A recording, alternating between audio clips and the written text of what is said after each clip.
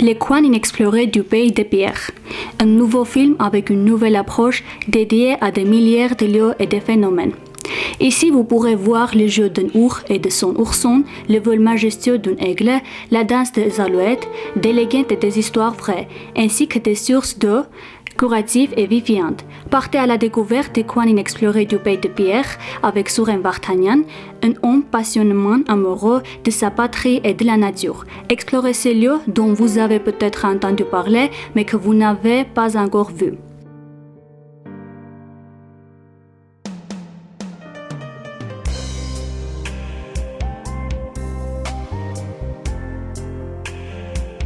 Bonjour chers téléspectateurs, nous vous présentons une vidéo dédiée à la ville de Sisian.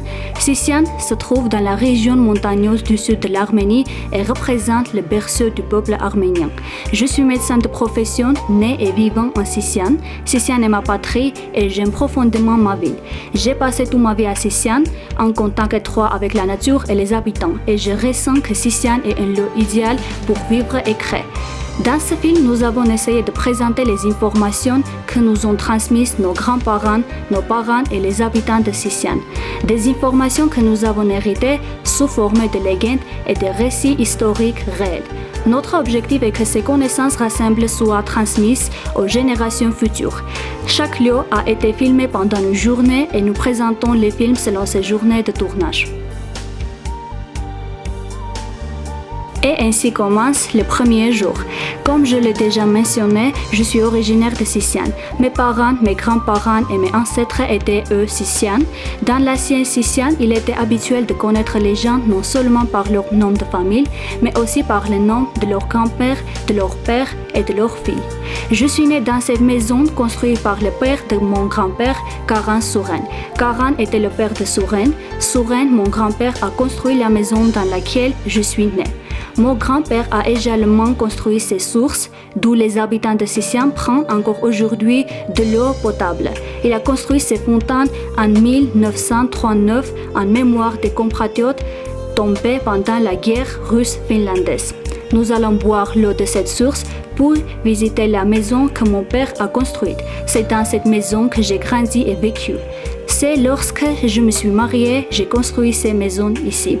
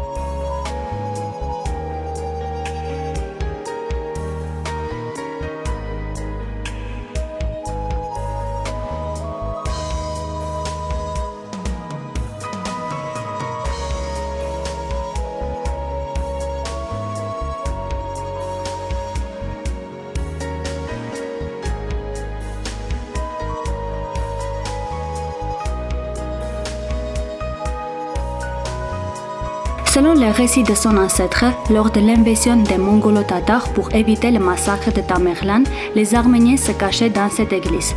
Les Khan mongols ordonnent de détruire l'église. Ces soldats enroulèrent l'édifice avec des chaînes de fer et à l'aide d'animaux de traite tentèrent de la faire s'effondrer en tirant les chaînes. Mais ils n'y parvinrent pas et y ordonnent alors de brûler l'église. Mais ils l'entourèrent de bois de tous côtés et ils mirent le feu. Les Arméniens qui se trouvaient à l'intérieur de l'église creusèrent un passage vers une grotte dont ils connaissaient l'existence et ils descendirent trouvant beaucoup d'eau. Ainsi, l'église sauva ces personnes. Aujourd'hui, c'est l'église Saint-Ovanès, construite au 7e siècle. Dans notre film, nous essayerons de vous présenter ces lieux et paysages qui n'avaient jamais été filmés auparavant et dont on n'avait jamais parlé. Nous nous trouvons près de l'église Saint-Ovanès, dans un endroit appelé Zakar, ce qui signifie pierre avec un trou. Dans les temps anciens, les habitants croyaient au pouvoir miraculeux de cette pierre capable de guérir après qu'on ait traversé son ouverture. Je me souviens que lorsque j'étais enfant et que je tombais souvent malade, ma grand-mère m'emmenait auprès de cette pierre et après avoir accompli un certain rituel, elle nous assurait que nous étions guéris. Des années plus tard, j'ai compris qu'à l'époque du paganisme, quand il n'existait ni hôpitaux ni médecins, les gens visitaient justement ces lieux. Il est probable que ces régions possédaient une bioénergie miraculeuse car les gens croyaient réellement.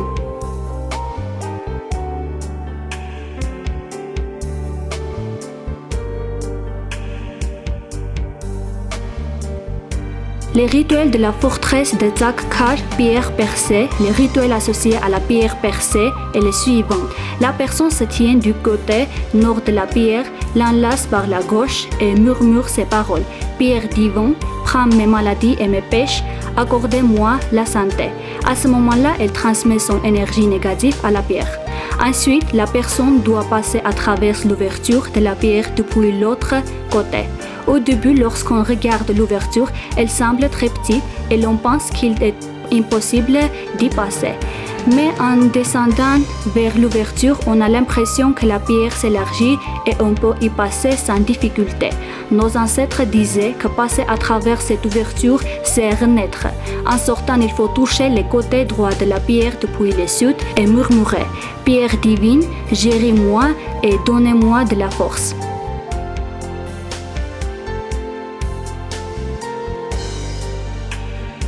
Ces rituels doivent être répétés 6 fois en tournant dans le sein des aiguilles d'une montre. Les anciens Arméniens considéraient cette pierre percée comme un symbole de maternité et les autres pierres qui l'entourent comme des symboles du principe masculin protégeant la mère, origine de la vie. De là, nous partons vers la complexe de Zoratskarer. En chemin, nous découvrirons un autre lieu fascinant qui, selon nous, a inspiré la construction de l'église de Sisian.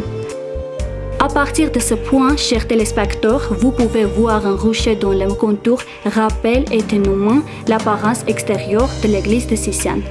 Nous sommes maintenant sur le site de Zoratskarer. Ce nom peut être littéralement traduit par pierre de Gers. Il s'agit d'un site historique mondialement connu comme un observatoire astronomique d'une ancienne civilisation, mais certains chercheurs supposent qu'il pourrait aussi s'agir d'une ancienne forteresse. De nombreuses spécialités estiment que ces pierres n'ont pas été disposées au hasard. Elles sont orientées vers des planètes et des étoiles précises. On y a également découvert des habitations humaines primitives. À cette époque, les humains vivaient aux côtés de renards et d'animaux sauvages. Une question se pose, pourquoi les anciens ne construisaient-ils pas leur abri en bois? Peut-être parce que de telles structures étaient vulnérables aux éclairs et aux forces de la nature. Un autre détail fascinant, toutes les habitations ont de longues et étroites couloirs. Nous supposons que peut-être à cette époque existaient de grands animaux ou créatures capables d'attraper les humains avec leurs pattes, d'où la construction de ce passage long et étroit pour se protéger. Ces habitations ont été construites après l'observatoire, ce qui suggère l'utilisation pour les tutoirs de pierres percées, très probablement prélevées dans le site de Zoratskarer lui-même. Nous sommes maintenant devant notre abri ancien, mieux conservé. En observant le mur, on peut conclure que les jeunes ne possédaient pas les outils de construction appropriés. Cela signifie que ces personnes devaient probablement posséder une grande force physique et étaient capables de soulever et déplacer ces énormes pierres en main nue.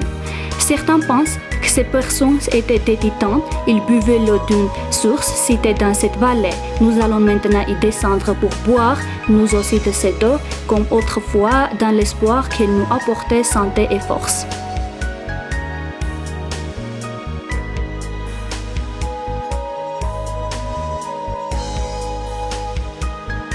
Jour 2. Nous allons visiter Tigranadzor, ce qui signifie littéralement la vallée de Tigran. On y trouve de nombreuses gravures sur des pierres qui rappellent des tigres. En chemin vers Tikranadzor, situé en pleine montagne, nous nous arrêterons près d'une amas de rochers. Dans cette zone, il n'y a pas de source d'eau, mais dans les temps anciens, les gens y pratiquaient l'agriculture et l'élevage. Ils prenaient l'eau sur les pierres. En hiver, la neige tombait, puis fondait au printemps pour remplir une citerne taillée dans les roches. Ce tas de pierres servit aussi de réfrigérateur naturel. La glace ne fondait pas dans la profondeur et les habitants y conservaient leurs aliments. Nous avons découvert Tikranadzor par hasard alors que nous cherchions des champignons au printemps. Ces vallées mesurent environ 9 à 10 km de long. Quand on descend dans la gorge, on peut voir de nombreuses gravures intéressantes sur les rochers. C'est la première fois que nous découvrons ce lieu étonné et ses motifs gravés, et un pétroglyphe a tout particulièrement notre attention. Il ressemble étranger à une créature d'origine extraterrestre. Ces créatures avaient une grande tête, des yeux, un cou et des jambes. Dans les montagnes de Sicile, on trouve de nombreuses gravures rupestres, mais cet exemple est unique et sans genre. Les motifs sont gravés sur des surfaces planées où l'érosion est pratiquée inexistante. On peut également observer sur les rochers de nombreux trous profonds, semblables à ceux des pierres de Soratskarer. Il est donc possible qu'il existe un lien entre ces deux sites, et il serait souhaitable que seulement les touristes, mais aussi des archéologues et des spécialistes des pétroglyphes visitent ces endroits. C'est ici que par hasard nous avons aperçu une ours et son petit, une scène que nous avons réussi à filmer rapidement avant de quitter immédiatement les lieux car ces animaux sont dangereux et imprévisibles. Jour 3. Nous sommes dans le village d'Arito. Dans le temps ancien, la route de la soie passait par les villages. C'est ici qu'était stationnée la calvaire arménienne. Devant vous se dresse un monument du siècle, construit dans un style hellénistique et gréco-romain, connu sous le nom de l'Arc de la Victoire. À l'arrière de l'arc, on trouve des marchés taillés dans la pierre, car lorsque les commandants montaient sur une plateforme avant la bataille pour prononcer des discours patriotiques et jurer à l'attention de leurs troupes. Depuis 2009, des fouilles archéologiques conjointes arménio-allemands sont menées ici, dans la grotte Arito 3. Ces fouilles ont révélé que des humains vivaient ici il y a environ 2200 ans. Leur structure anatomique était très proche de celle de l'homme moderne. Ils pratiquaient la chasse et la pêche. Une aigle ancienne retrouvée lors des fouilles atteste qu'ils coussaient des vêtements en fourrure et cuir. Selon les archéologues, il s'agit de la première grotte paléolithique découverte en Arménie. Nous nous trouvons maintenant à Vorodnavank. Cette église datait du Xe siècle. Lors de votre visite au moment de coucher du soleil, un phonème particulier a attiré notre attention. C'est mon fils qui l'a remarqué. En se tenant dans la petite chapelle, en regardant par la fenêtre située sur le mur sud-ouest, un rayon de soleil traverse l'église. Et par la fenêtre opposée, au nord-est, on voit le dôme principal de l'église avec la croix. Cela suggère que l'église n'a pas été construite au hasard et que la disposition de fenêtres et des salles a été pensée avec soin. Sur les murs extérieurs de l'église sont gravés des symboles ariens, des croix, des pyramides, des scènes de chasse au faucon et des images représentent le combat d'un homme contre un dragon.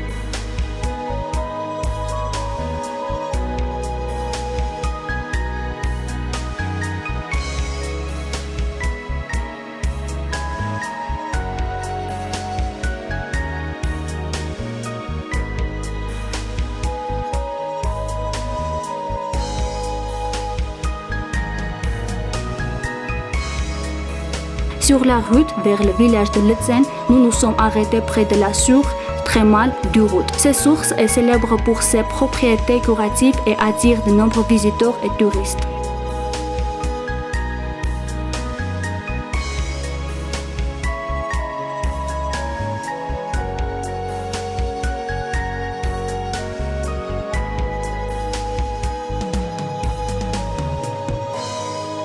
En nous dirigeant au sud-ouest de Sisian, nous sommes arrivés à un carrefour. À gauche, la route mène au village de Lutsen et à droite vers le village de Darbas, Lor et Artvakar.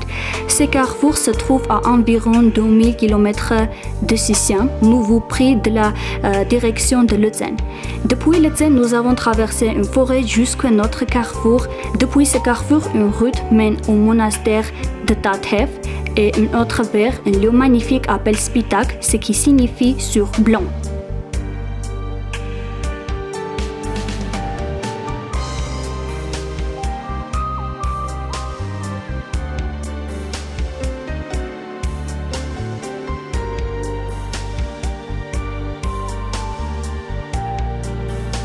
Comparé à la ville de Sisian où les arbres sont peu nombreux, ici on rase une abondance d'oxygène.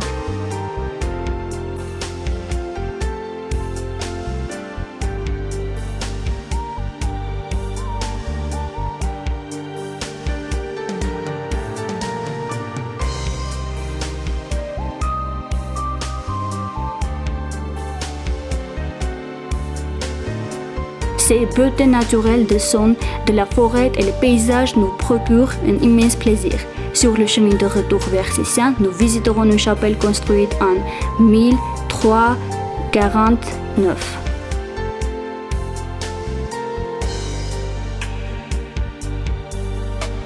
Jour 4.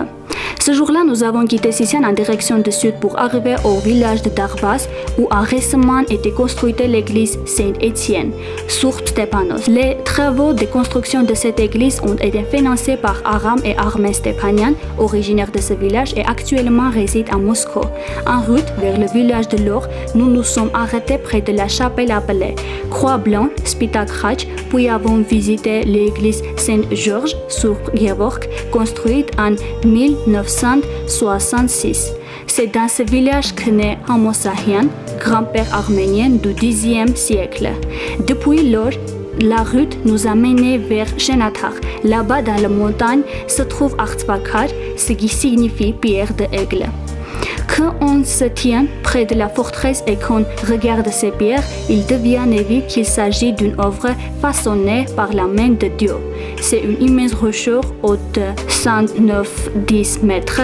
D'après nos informations, c'est le plus haut de Cusco du Sud. Les habitants du village racontent une histoire vraie qui se serait déroulée il y a environ 100 ans. À cette époque, un homme vivait à Shenatar, on l'appelait Tsirto. On lui avait donné ce surnom car il s'était nourri du lait de sa mère jusqu'à l'âge de 7 ans en montagne. Tsirto rencontre un berger turc, il se lançait un pari. Si Tsirto arrivait à prendre 2 agneaux au berger et à courir jusqu'au sommet de la montagne sans que le chien de berger ne le rattrape, alors les agneaux lui appartiennent. Mais si le chien rattrape, alors Tsirto devra donner ses propres agneaux au berger.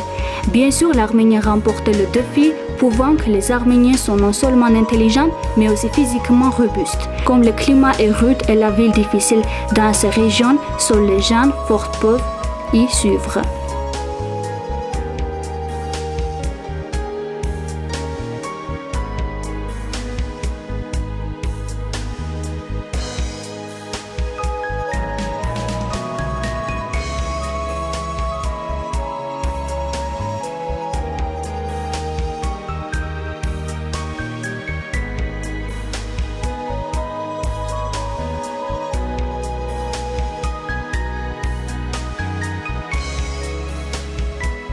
Jour 5.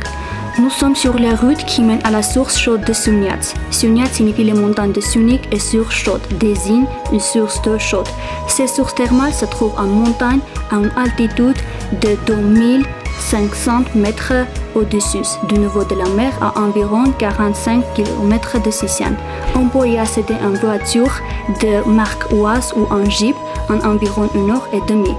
Nous sommes arrivés à notre destination située près de l'une des sources et de la rivière Vorotan. Les gens ici prennent des bains chauds d'eau et d'argile qui coulent directement de profondeurs géologiques. Ces eaux contiennent une grande quantité d'oligo-éléments bénéfique.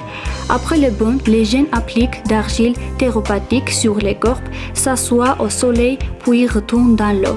Ce processus est répété plusieurs fois. Le fait que l'herbe verte pousse autour de la source et que même en hiver, des genièvres vivant dans l'eau témoignent des propriétés bénéfiques de cette eau.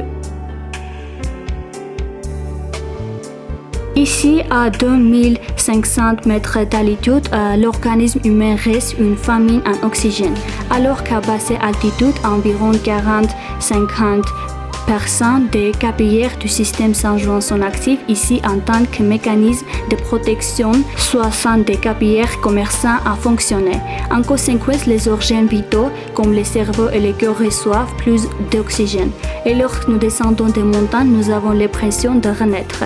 L'eau chaude enrichie en gaz bénéfiques, l'argile et l'altitude contribuent à renforcer la santé humaine. Cette source est également appelée la source de la renaissance. On y a constaté un effet positif sur les personnes atteintes de troubles neurologiques, musculo-squelettiques, ainsi que dans les cas identifiés chez les hommes et les femmes. Beaucoup de patients se sentent nettement mieux après ces bains.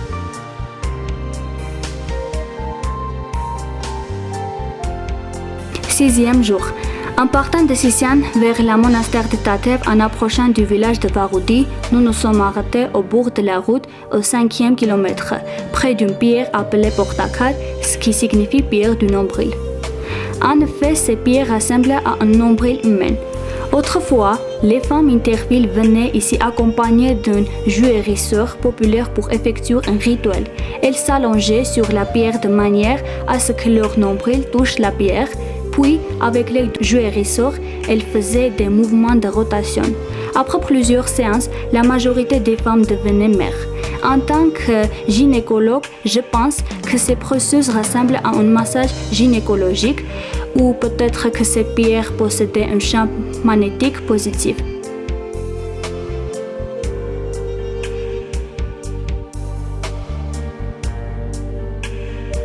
Sur la route vers Tatev, en quittant le village de Halizor, nous nous sommes arrêtés près du monument aristanal dont l'histoire est la suivante. Il s'appelle Harsnakar. La pierre de la Marie, autrefois un cortège nupitel arménien passait par ici. Ils ont été attaqués par des Turcs qui ont voulu enlever la mariée. Elle en essaya de préserver son honneur, a couru vers le bord du ravine et s'est jetée dans le rite. Pendant sa chute à Jute s'est ouverte et a servi de parachute, la sauvant ainsi. On raconte qu'avec l'aide de Dieu, elle est descendue en bas sans aucune blessure. Ici a été construite la plus longue télécabine du monde, menant au monastère de Tatev. Nous avons aussi visité ce monastère situé à 6e kilomètre de Sisian. Ce voyage avec ses arrêts a duré 3 heures.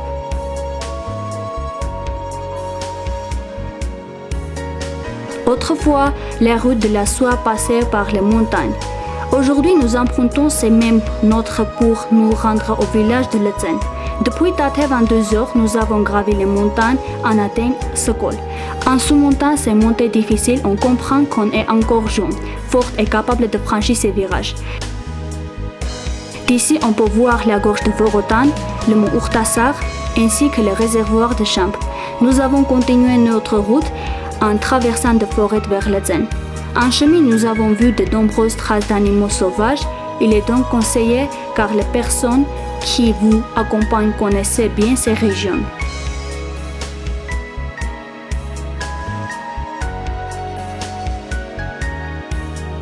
Après être parti de Tatev, 6 heures plus tard, on nous repose en cueillir de plantes médicinales. Nous avons parcouru 16 km et atteint le village de Lezen, ressentant une grande légèreté spirituelle.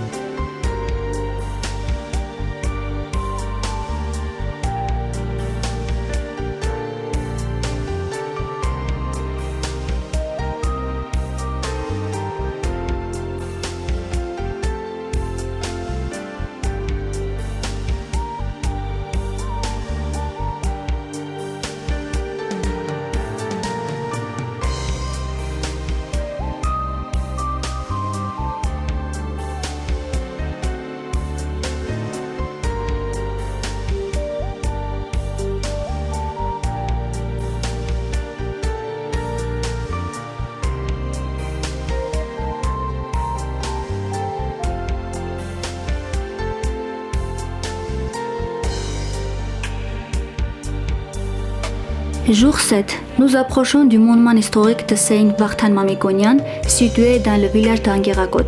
Chaque année, le dernier dimanche de juillet, les habitants du village ainsi que des Arméniens venus de divers endroits se réunissent ici pour participer à une cérémonie spéciale. Comme on le sait, en 301, les Arméniens ont été la première nation au monde à adopter officiellement le christianisme comme religion d'État. Cependant, après cela, des tensions sont apparues avec le Perse. Le roi Yatrik, il exigeait que les Arméniens renoncent à leur nouvelle foi. En 451, la bataille héroïque d'Avarar a eu lieu. Le commandant en chef de l'armée arménienne était Vartan Mamikonian. Ils sont combattus pour défendre la foi chrétienne. Lors de cette bataille, Vartan Mamikonian fut gravement blessé et tomba héroïquement. Son corps fut enterré à ce lieu où ce monument fut érigé sur sa tombe. Chaque année, à cette date, le peuple se rassemble pour rendre hommage à la mémoire de Saint Vartan. Une cérémonie de sacrifice est également organisée ici. Pendant ces siècles, nous avons défendu notre indépendance contre nos ennemis afin que notre État survive et que nous restions chrétiens.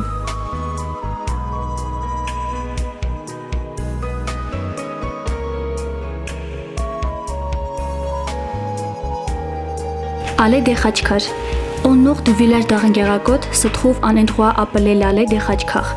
Cette ancienne pierre témoigne de la foi chrétienne de notre peuple. Il est particulièrement intéressant de noter qu'ici, on peut voir non seulement les images sacrées caractéristiques des Khachkar, mais aussi d'autres symboles et des signes fascinants qui ont une grande importance historique.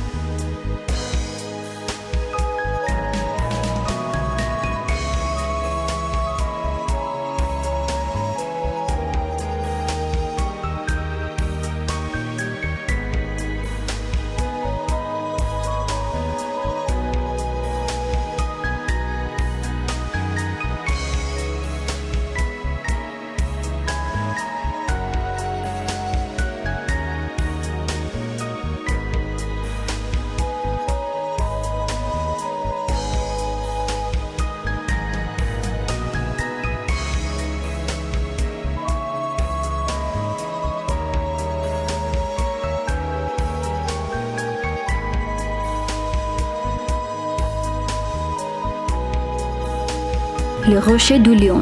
Nous sommes maintenant près d'un énorme rocher connu sous le nom de rocher du lion.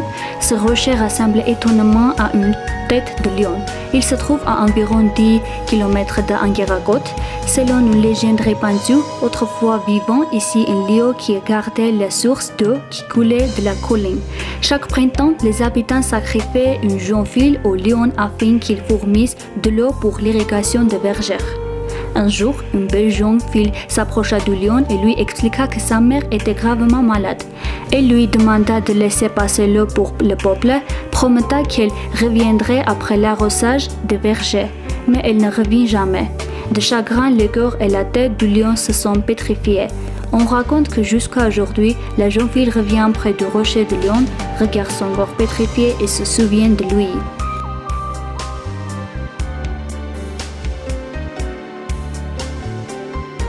Jour 8.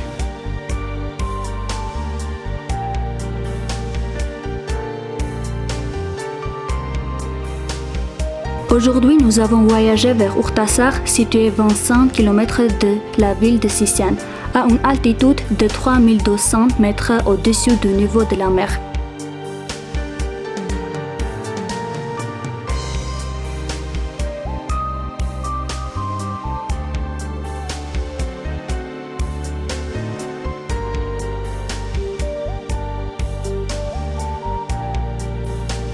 Cet endroit est célèbre pour ses pétroglyphes.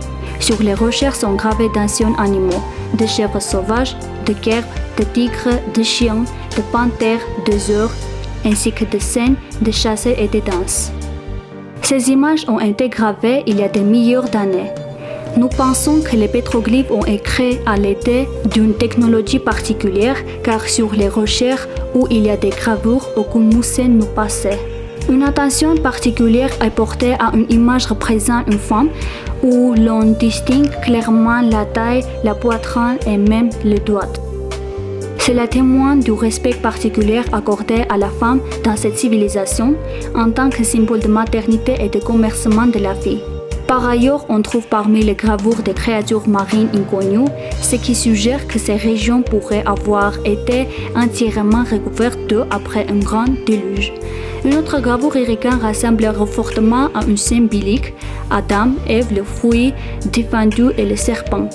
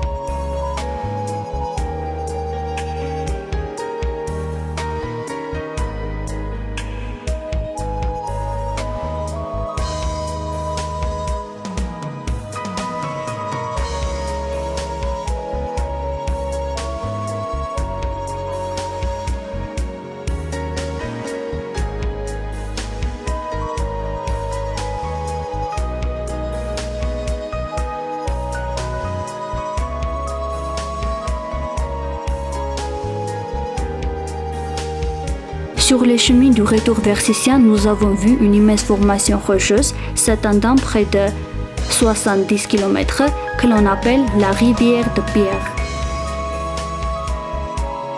Jour 9.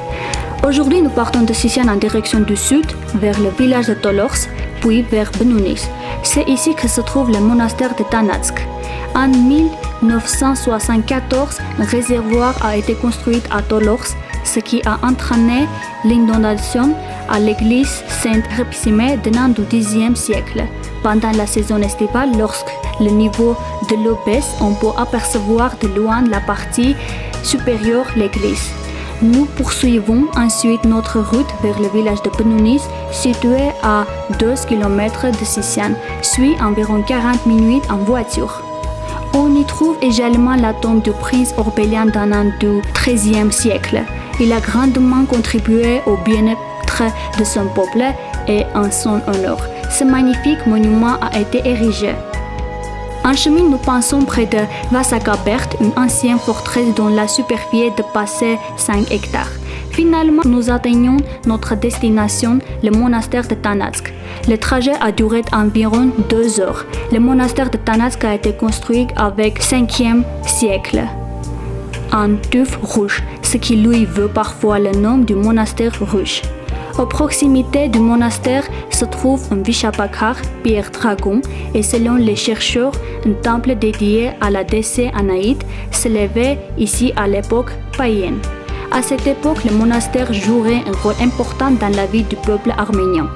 Malheureusement, il a été détruit lors d'un tremblement de terre. Aujourd'hui, le monastère reste un lieu prisé de pèlerins, de touristes et des habitants de la région.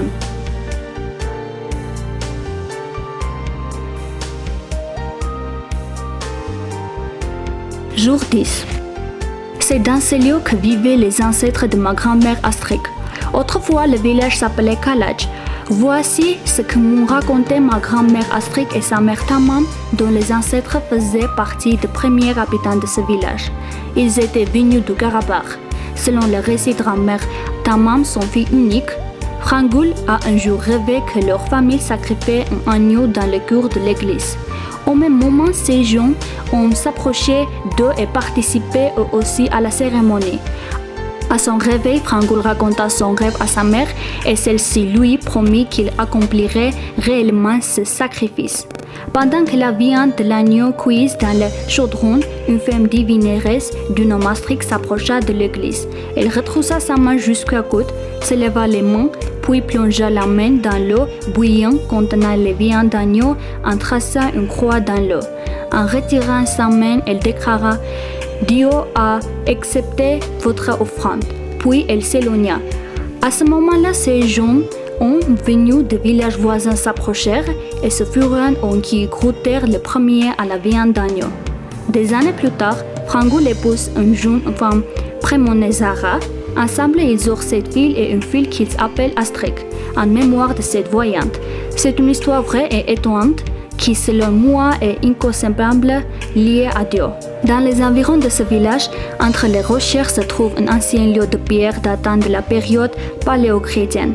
C'est là que les gens se réunissent secrètement pour extraire leur foi et prier, à une époque où le christianisme n'était pas encore officiellement adopté.